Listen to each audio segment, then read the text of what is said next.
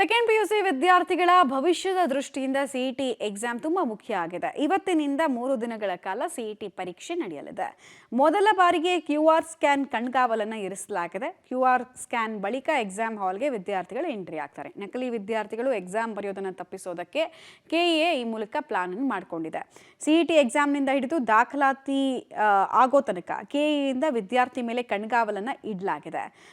So QR scan ಕಣ್ಗಾವಲ್ ಅಂದ್ರೆ ಏನು ಅನ್ನೋ ಪ್ರಶ್ನೆಗೆ ಉತ್ತರ. ಪ್ರತಿ ಕೇಂದ್ರದಲ್ಲೂ ವಿದ್ಯಾರ್ಥಿಗಳಿಗೆ QR ಸ್ಕ್ಯಾನ್ ಮೂಲಕ ತಪಾಸಣೆಗೆ ಒಳಪಡಿಸಲಾಗ್ತಾ ಇದೆ. ಕೇಂದ್ರದ ಮುಖ್ಯಸ್ಥರಿಗೆ QR ಸ್ಕ್ಯಾನ್ ಮಾಡೋದಕ್ಕೆ ಆ್ಯಪ್ ವ್ಯವಸ್ಥೆಯನ್ನು ಕೂಡ ಕಲ್ಪಿಸಲಾಗಿದೆ.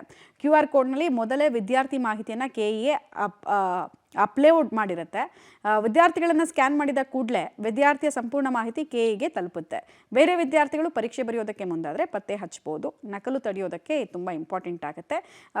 ಹೇಗಾದರೂ ಮಾಡಿ ನಕಲಿ ಅಭ್ಯರ್ಥಿಗಳು ಪರೀಕ್ಷಾ ಕೇಂದ್ರಕ್ಕೆ ಎಂಟ್ರಿ ಕೊಡೋದನ್ನು ತಡೆಯೋದಕ್ಕೆ ಕೆಇಎ ಈ ಪ್ಲಾನ್ ಅನ್ನು ಕೂಡ ಅಳವಡಿಸಿಕೊಂಡಿದೆ.